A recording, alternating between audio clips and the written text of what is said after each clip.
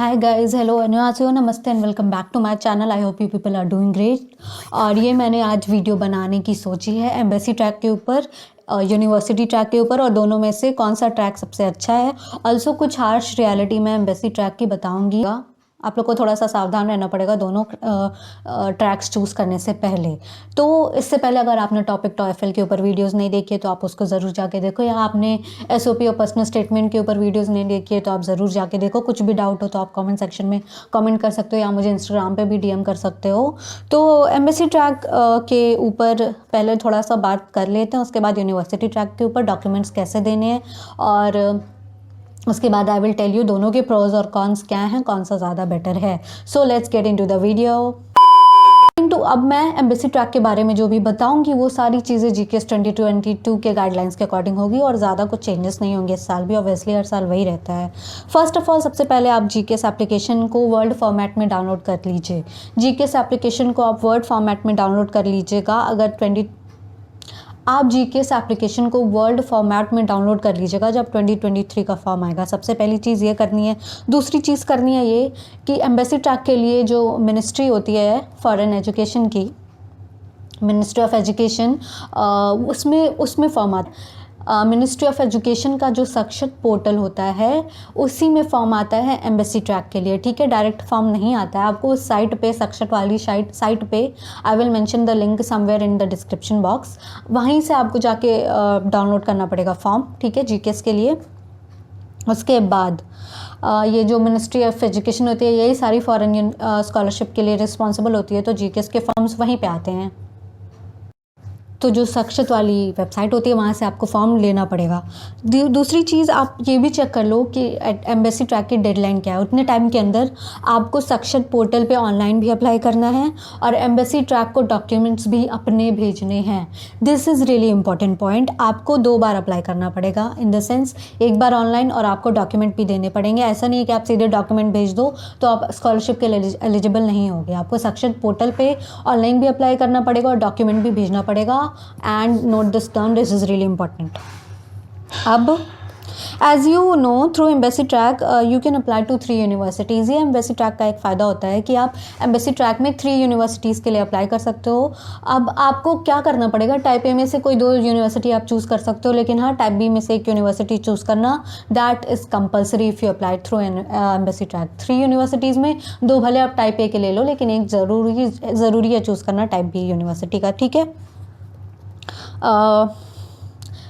अब गाइडलाइंस के अकॉर्डिंग हमेशा जो है जीकेएस एम्बेसी ट्रैक के लिए आपको 4 सेट्स ऑफ डॉक्यूमेंट तैयार करने पड़ते हैं, और बच्चे बहुत ज़्यादा कंफ्यूज होते हैं इसमें। मैंने एम्बेसी ट्रैक के थ्रू नहीं अप्लाई किया था, स्टिल मेरे जानने वालों ने अप्लाई किया था, उन्होंने डॉक्यूमेंट स्क्रीनिंग पास कर ली थी। तो इस वजह से आई कैन टेल यू कि आपको 4 सेट्स ऑफ डॉक्यूमेंट प्रिपेयर कैसे करना है। तो कान और दिमाग खोल के सुनो, बिकॉज थोड़ा सा कन्फ्यूज हो सकता है, लेकिन अच्छे से सुनोगे तो समझ में आ जाएगा, ठीक है। अप्लाई करने से पहले सबसे पहले ध्यान रखो, कोई भी ओरिजिनल डॉक्यूमेंट अपना आपको नहीं भेजना है। कोई भी ओरिजिनल डॉक्यूमेंट नहीं भेजना है। This is really important. भेज दिया तो वो गया, फिर आपको नहीं मिलने वाला, रोते रहना, ठीक है। या तो फिर पता नहीं, आई डोंट थिंक सो, अगर ओरिजिनल डॉक्यूमेंट्स चले गए तो पैसे वैसे दे के मिलते हैं कि नहीं ये भी नहीं पता। तो वही ओरिजिनल डॉक्यूमेंट्स नहीं फिल करना है, नहीं भेजना है, ठीक है। अब सबसे पहले ये देख लेते हैं कि 4 सेट्स ऑफ डॉक्यूमेंट कैसे प्रिपेयर करेंगे हम लोग जीकेएस के लिए, ठीक है। मैंने सारी चीज़ें नोट डाउन की है, बिकॉज वही वीडियो बनाते समय कुछ भी स्किप किया तो दिक्कत हो जाएगी। तो सबसे पहले आई डिस्कस करते हैं कि वो 4 डॉक्यूमेंट्स कैसे हम लोग को प्रिपेयर करने हैं। 4 सेट ऑफ डॉक्यूमेंट्स। आप सबसे पहले एप्लीकेशन फॉर्म डाउनलोड करिए और उसमें डॉक्यूमेंट चेकलिस्ट चेक करिए। वहाँ पे डॉक्यूमेंट की रिक्वायरमेंट पढ़िए और उस हिसाब से अपना डॉक्यूमेंट अरेंज करना शुरू करिए। पहले आपको एक सेट डॉक्यूमेंट बनाना है।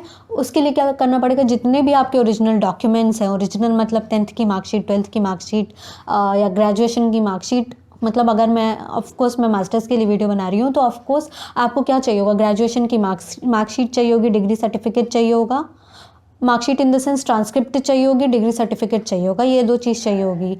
तो आपको ये दोनों चीज़ प्रिपेयर करनी पड़ेगी। मैं ना डॉक्यूमेंट्स के ऊपर दूसरी वीडियो बना दूंगी, उसकी वजह से थोड़ा कन्फ्यूजन हो जाएगा। तो आप पहले फॉर्म में से सारे डॉक्यूमेंट्स चेक कर लेना कितने आपको बनाने हैं। ओरिजिनल डॉक्यूमेंट्स के, सारे डॉक्यूमेंट्स के आप फोटोकॉपी कराओगे। ओरिजिनल डॉक्यूमेंट जितने हैं उसकी कलर्ड फोटोकॉपी करा लेना। कलर्ड फोटोकॉपी कराने के बाद उसके ऊपर अपोस्टाइल कराना। ओरिजिनल डॉक्यूमेंट्स के ऊपर अपोस्टाइल मत कराना, उसकी कलर्ड फोटोकॉपी निकलवा के उसके ऊपर अपोस्टाइल कराना। अपोस्टाइल करा लोगे तो आपका पहला सेट ऑफ डॉक्यूमेंट तैयार हो जाएगा। पहला सेट ऑफ डॉक्यूमेंट जब तैयार हो जाएगा जो कि अपोस्टाइल्ड है प्रॉपरली, उसका क्या करोगे आप, उसका आपको फिर से कलर्ड फोटोकॉपी निकलवाना है। ठीक है, अपोस्टाइल्ड डॉक्यूमेंट वाला जो सेट है उसका एक कलर्ड फोटोकॉपी निकलवाना है।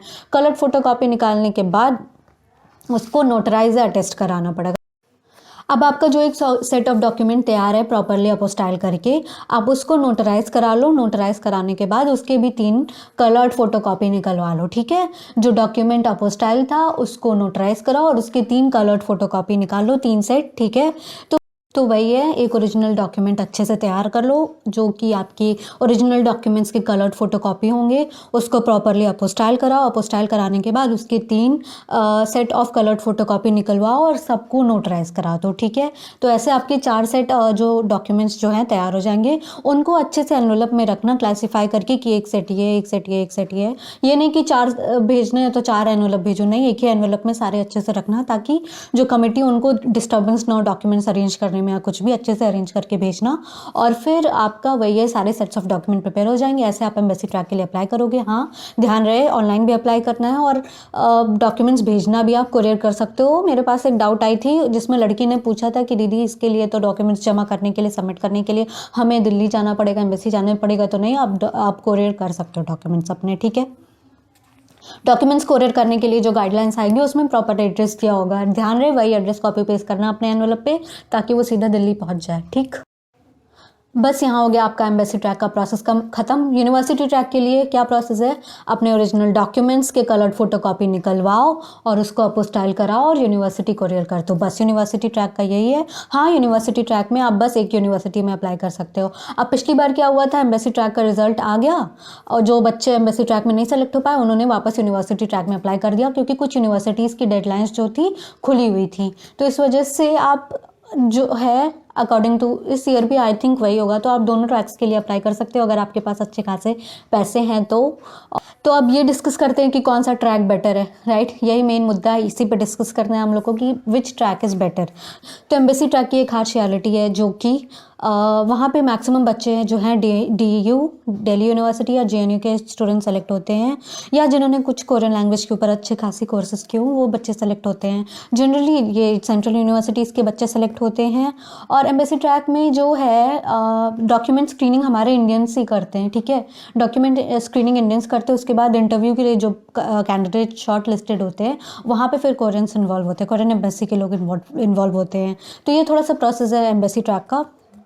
एम्बेसी ट्रैक में एक और चीज़ होती है कि 3 राउंड्स होते हैं। पहली डॉक्यूमेंट स्क्रीन, दूसरा आपका इंटरव्यू होगा, उसके बाद फिर फाइनल शॉर्ट लिस्टिंग वाली लिस्ट आएगी। यूनिवर्सिटी ट्रैक में भी यही है, डॉक्यूमेंट स्क्रीनिंग होगी, फिर इंटरव्यू, फिर ख़त्म। इसमें यूनिवर्सिटी ट्रैक में 2 ऑप्शंस हैं और हाँ, मेन तो चीज़ सिलेक्शन का है, वो NID देती है, तो फाइनल लिस्ट वहीं से आती है, NID से आती है। तो कोई ज़रूरी नहीं है आप सेलेक्ट हो गए तो हाँ आप NID में भी सेलेक्ट हो जाओगे। NID का अलग से सिलेक्शन क्राइटेरिया होता है। एम्बेसी ट्रैक का प्रोसेस यही है कि आप डॉक्यूमेंट्स भेजो, वहाँ पे हमारी इंडियन मिनिस्ट्री के लोग सबसे पहले आपके डॉक्यूमेंट शॉर्ट लिस्ट करेंगे, उसके बाद आप इंटरव्यू के लिए क्वालिफाई होंगे जहाँ पे कोरियंस इन्वॉल्व होंगे। ठीक है, फिर उसके बाद फाइनल लिस्ट आती है एम्बेसी ट्रैक की। यूनिवर्सिटी ट्रैक में क्या होता है, यूनिवर्सिटी ट्रैक में आपने यूनिवर्सिटी के लिए अप्लाई किया, वहाँ से डॉक्यूमेंट स्क्रीनिंग होगी, फिर आप अगर सेलेक्ट हुए तो इंटरव्यू के लिए जाओगे, फिर सेलेक्ट हुए तो उसके बाद NID ही नहीं, यूनिवर्सिटी में अगर आप सेलेक्ट हो गए तो इंटरव्यू में भी आप सेलेक्ट हो गए तो फिर यूनिवर्सिटी बता देगी कि आप सेलेक्टेड हो, लेकिन फिर फाइनल डिसीजन किसका होता है, NID का होता है। ठीक है, ये थोड़ा सा प्रोसेस हो गया। अब हार्श रियलिटी एम्बेसी ट्रैक की ये है कि वहाँ पे मोस्टली जो है JNU और DU के स्टूडेंट्स सेलेक्ट होते हैं। वहाँ के स्टूडेंट्स जो सेलेक्ट होते हैं मोस्टली अपना जो लेटर ऑफ रिकमेंडेशन है वो कोरियन लैंग्वेज में ही प्रोवाइड करते हैं और मोस्टली ने कोरियन लैंग्वेज कोर्स ही करा रहता है। ठीक है, और एक और चीज़ ये है कि एम्बेसी ट्रैक में जनरली लैंग्वेज के लिए लोग प्रमोट होते हैं, सेलेक्ट होते हैं कोरियन लैंग्वेज के लिए या science. Guys, I'm really sorry for the inconvenience because the video which I had recorded, जो वीडियो मैंने रिकॉर्ड की थी वो डिलीट हो गई, पता नहीं कैसे। तो हम डिस्कस कर रहे थे एम्बेसी ट्रैक की थोड़ी सी रियलिटी, और रियलिटी ये थी कि जो एम्बेसी ट्रैक होती है उसमें जो फर्स्ट लिस्ट ऑफ सिलेक्शन जो भी करता है वो होते हमारे इंडियन फॉरेन मिनिस्ट्री वाले जितने भी लोग होते हैं। राइट, इंडियंस ही वो करते हैं पहला राउंड ऑफ सिलेक्शन जो डॉक्यूमेंट स्क्रीनिंग का होता है। तो पता है आपको जनरली एम्बेसी ट्रैक में उनका सिलेक्शन होता है जो लैंग्वेज के लिए अप्लाई कर रहे हैं, जो साइंस के लिए अप्लाई कर रहे हैं, जो इंजीनियरिंग के लिए अप्लाई करें, जो रिसर्च के लिए अप्लाई करें, जो पीएचडी के लिए अप्लाई करें, या जो कोरिया से रिलेटेड ज़्यादा चीज़ों के लिए अप्लाई करें, येस। और जनरली इकोनॉमिक्स वाले या कॉमर्स वाले या बिजनेस वाले एम्बेसी ट्रैक के थ्रू सेलेक्ट नहीं होते हैं, वो ज़्यादातर यूनिवर्सिटी ट्रैक के थ्रू सेलेक्ट होते हैं। तो बस यही था थोड़ा बताने को। बाकी अब तो ऐसी कंडीशन आ गई है कि आप यूनिवर्सिटी ट्रैक प्लस हम दोनों ट्रैक से अप्लाई कर सकते हैं। अब तो ऐसा आ गया यूनिवर्सिटी ट्रैक की जब तक एम्बेसी ट्रैक की जब तक डेडलाइंस खत्म होती है तब तक यूनिवर्सिटी ट्रैक्स में मोस्टली यूनिवर्सिटीज़ मैक्सिमम यूनिवर्सिटीज़ की जो डेडलाइंस होती है खुली रहती हैं। तो आप एक काम कर सकते हैं, एडवांस में एम्बेसी ट्रैक के लिए आप अपने डॉक्यूमेंट्स तो प्रिपेयर ही कर सकते हैं, साथ में यूनिवर्सिटी ट्रैक के लिए भी डॉक्यूमेंट्स प्रिपेयर कर सकते हैं। तो दोनों ट्रैक में ऐसा कुछ बुराई नहीं है, सिलेक्शन के ऊपर भी डिपेंड करता है, आपके काम के ऊपर भी डिपेंड करता है। ऑल्सो एक और इम्पॉर्टेंट चीज़ ये बतानी थी कि अच्छे से document series wise serial wise arrange करके रखना, तभी देना यूनिवर्सिटी को या एम्बेसी को। ये सब चीज़ छोटी छोटी चीज़ें देखी जाती है, और अगर ये सब गड़बड़ हुई तो फिर सिलेक्शन मुश्किल हो जाएगा। तो all the very best, I hope you people like it. मैंने बहुत क्लैरिटी के साथ एम्बेसी ट्रैक और यूनिवर्सिटी ट्रैक के बीच में डिफरेंस प्लस अप्लाई कैसे करना है बताया है। Till then keep supporting, keep loving, बोरा है आई पर्पल यू, बाय।